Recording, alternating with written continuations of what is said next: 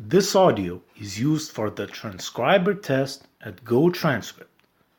Typically, the older homes, the technology wasn't, some things they over-engineered. Like I've seen some foundations that are better than, put together better than anything today. They over-engineered the concrete, so it's going to last forever. But some of the other technologies aren't quite as new, such as knob and tube wiring. And that's not a red flag per se, because that knob and tube wiring is still in functional working order. It's not grounded, and it's a little bit more dangerous because you do have some exposed wires and connections where you got to kind of watch out for. Insurance companies get a little jumpy sometimes when they know a house has knob and tube, but as long as they know about it and and you can say it on your insurance form, and it's usually not ever an issue.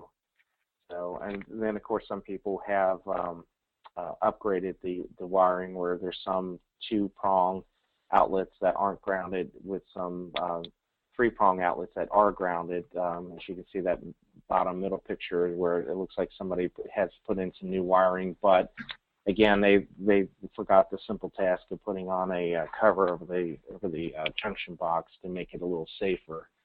And then the right hand one is just an outlet that that's installed, but they in the haste maybe forgot to put the cover on it. So things like that are just small items, but not necessarily a red flag, especially with the knob and tube. It's kind of typical on older homes. Again, what I look for here is the one I called out. That service line entry point is a potential for 2 reasons. One, you can see the covering over the wiring is a little frayed, and you can start seeing the wires below it.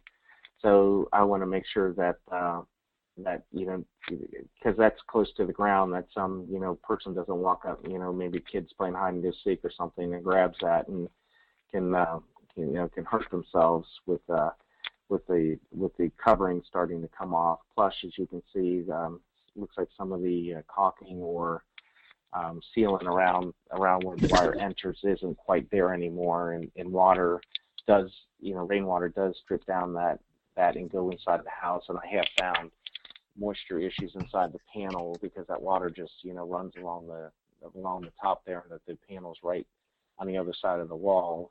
It's easy for water to get in. So that bottom picture's weatherheads are pretty big too, or weatherheads designed to keep water off of the main service line as it enters your house.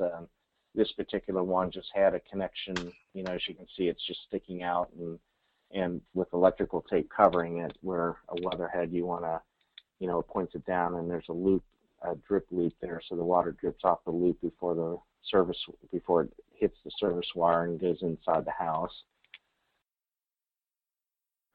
This audio is used for the transcriber test at GoTranscript.